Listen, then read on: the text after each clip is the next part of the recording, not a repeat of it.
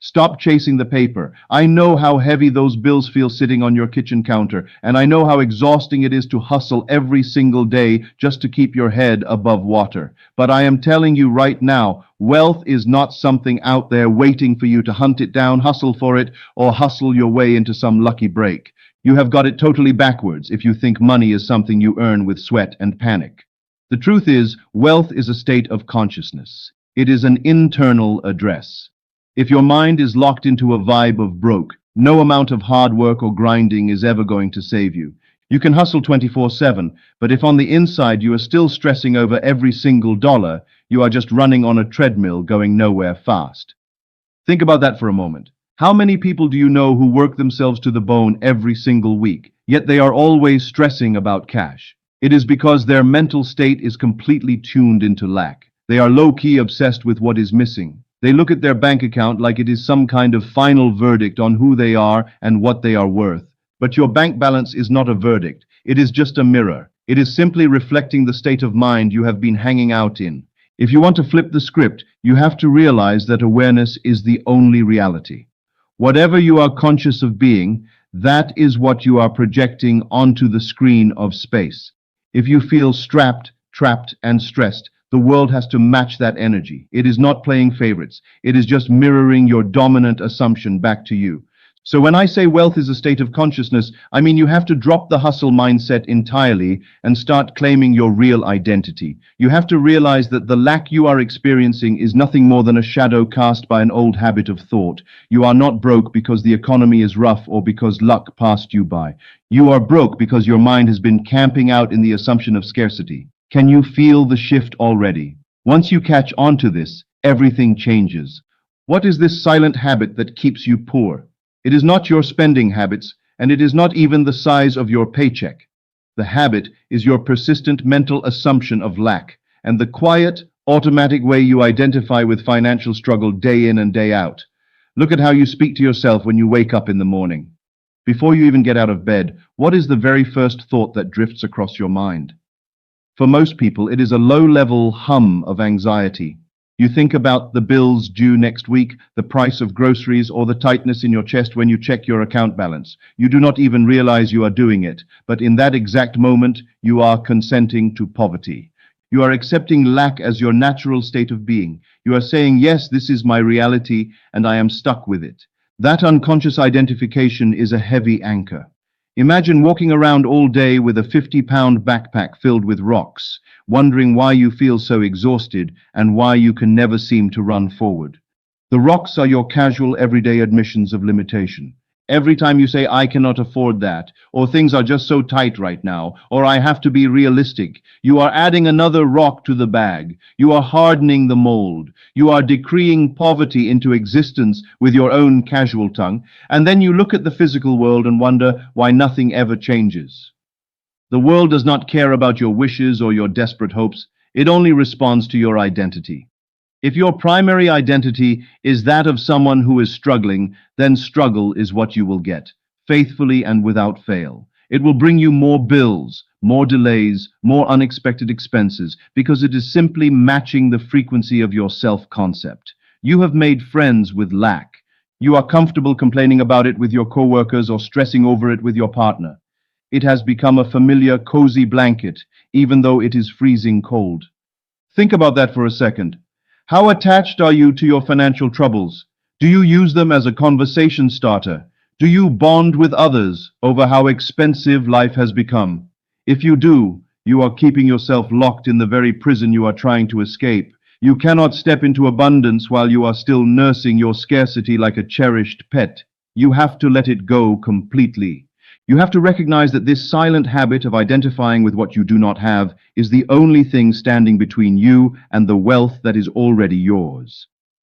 Ask yourself honestly, are your daily inner conversations and spontaneous reactions anchored in the reality of abundance, or are you constantly acknowledging and reacting to bills, limits, and scarcity? Let us look closely at how you move through a single ordinary day. You walk to your mailbox, or you open your phone to check your messages, and you see an envelope or a notification that you were dreading. What is your immediate knee-jerk reaction? Do you feel that familiar drop in your stomach? Do you let out a heavy sigh and think, here it is again, how am I going to cover this? In that split second, you have just served as a witness against yourself. You have looked at an illusion in the physical world and bowed down to it as if it were the ultimate master of your fate. You have given your power away to a piece of paper or a digital number. Think about that. Can you see how often you betray your own creative power? Every time you catch yourself wincing at a price tag, every time you mentally hesitate to buy something you genuinely desire because you mentally calculate your dwindling balance, you are anchoring yourself right back into the state of poverty. You are saying to the universe, this limitation is more real to me than my own imagination. Let us pause for a moment. Can you feel the difference between reacting to what is and claiming what you desire? When you react to the outer world, you're acting like a thermometer. A thermometer simply records the temperature of the room. If the room is freezing cold, the thermometer reads freezing cold.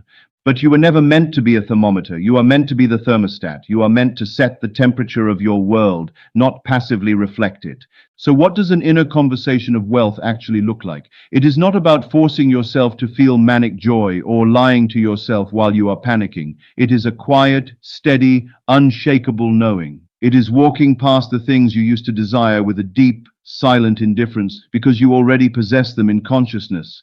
When a bill arrives, instead of panicking, you look at it and mentally stamp it paid. Or better yet, you feel the calm assurance of a person who has more than enough resources to handle every single obligation with ease. Consider your conversations with other people too. What do you talk about when money comes up? Do you join in on the chorus of complaints about how hard things are?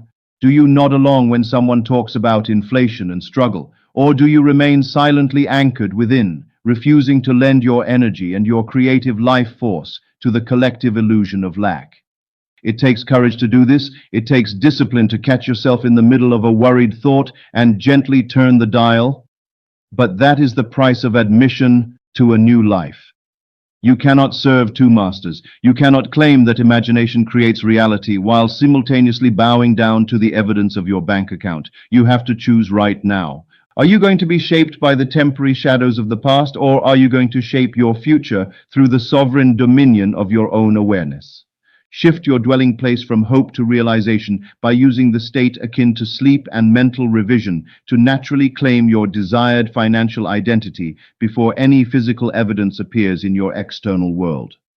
Hope is a subtle trap. When you say you hope things will get better or you hope a new opportunity comes along, you are secretly acknowledging that you do not have what you want right now. You are placing your good out there in some distant future, chasing a horizon that always stays just one step ahead of you. Realization is entirely different. Realization means it is done. It means you stop waiting and start inhabiting. Think about how you fall asleep at night. Before your conscious mind drifts off, your body relaxes into the mattress, and your senses start to fade from the room around you. That drowsy, relaxed state right before sleep is the golden gateway to the subconscious mind. In that quiet threshold, logic takes a back seat, and whatever impression you plant there sinks deep into the bedrock of your awareness without resistance. Do not try to force yourself to feel wealthy by grinding away with your imagination until your head hurts. Instead, slip into that gentle, drowsy state and construct a simple, natural scene that implies you already have all the money you could ever need. Keep it short. Keep it natural. Maybe it is just the feeling of handing your card to a cashier without a single ounce of hesitation or checking your balance. Maybe it is the quiet comfort of looking at a fully padded bank account statement on your phone screen, feeling nothing more than a calm, casual neutrality because it is simply normal for you. Play that little scene over and over again in your mind, like a short loop, letting it drift into your consciousness as you fall asleep. Feel the texture of it. Let the reality of the scene sink into your bones until your body actually relaxes in response. And what about the mistakes of your past? What about the financial blunders, the poor investments, or the months where you barely scraped by? That is where mental revision comes in. Revision is the art of rewriting your psychological history. Do not let your past dictate your future. Sit quietly in your chair, close your eyes, and take a moment to replay an uncomfortable financial memory from earlier today, last week, or even years ago. But this time, see it differently. See yourself handling that situation with complete mastery, grace, and abundance. If you paid a bill with dread, revise the memory so that you paid it with a smile, feeling an overflowing abundance of wealth backing you up.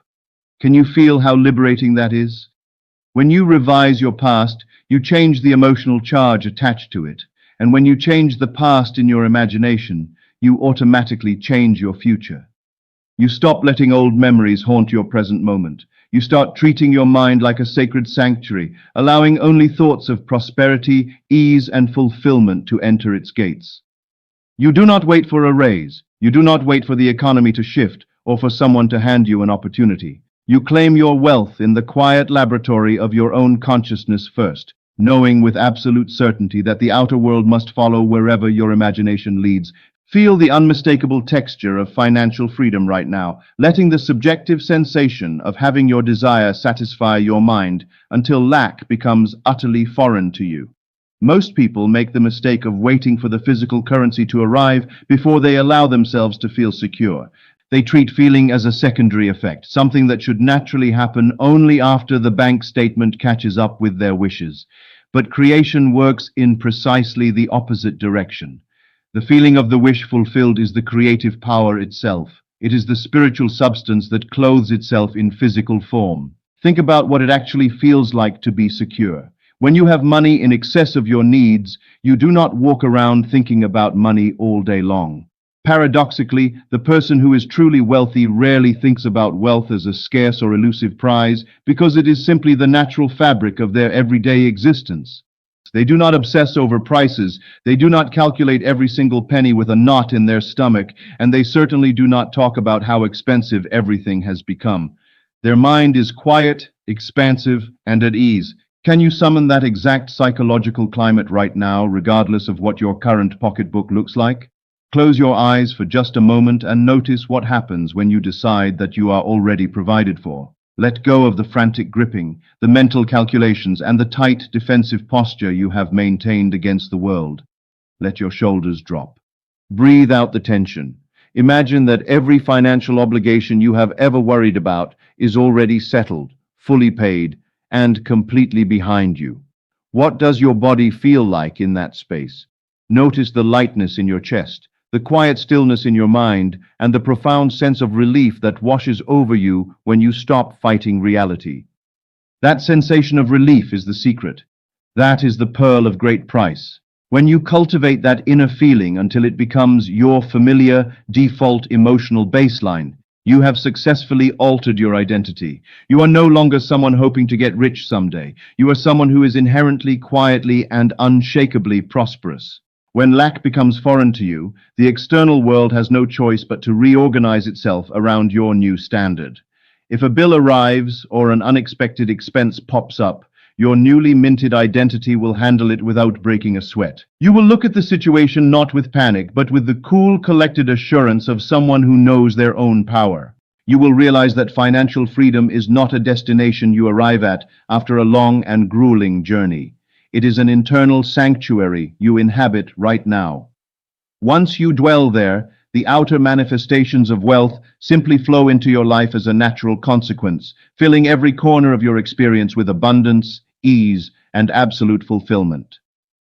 Rest quietly in the absolute certainty that your awareness is the sole creator of your world, stepping forth as a person of unshakable wealth. Look at what you have been doing all this time. You have been looking outside of yourself for a savior, waiting for some external circumstance, some lucky break, or some financial rescue to drop out of the sky and prove to you that you are safe. But there is no one else here. There is only consciousness. Your awareness of being is the foundation upon which your entire physical experience is built. Think about that with total honesty. If awareness is the only reality, then whatever you are conscious of being is what you are bound to express. When you look at your life, you are simply looking at the objectified state of your own consciousness. If there is lack in your world, it is only because lack has been accepted as true within you. But the moment you withdraw your consent from lack, the moment you stop feeding it with your worry, your complaints, and your anxious calculations, its power over you evaporates completely. It has no life of its own. It only lived because you gave it your attention and your beliefs. So let it go. Drop the heavy armor of struggle that you have worn for so long. You do not need to fight the world anymore, because there is nothing out there to conquer. The battle was never in the marketplace, the bank, or the job description. The battle was always within the hidden chambers of your own mind. And that battle is already won the moment you decide to shift your allegiance from what your eyes can see to what your imagination declares. Step out into your day with a quiet, dignified assurance. Walk through the grocery store, pass by the shop windows, and handle your daily tasks not as someone who is hoping for a better tomorrow, but as someone who is completely secure in the infinite resources of their own being. When old worries try to creep back in, as they sometimes will out of sheer habit, do not fight them with force. Just smile at them like an old acquaintance you no longer have time for. Recognize them for what they are, harmless ghosts of a sleeping state you have finally woken up from. You are the operant power of your universe. What you feel is true within your heart, what you accept as your natural identity, must and will externalize itself on the screen of space. Rest in that knowing. Let the peace of total conviction settle deep into your bones. The lack is gone. The struggle is over. You are right now, in this very breath, the embodiment of complete and effortless abundance.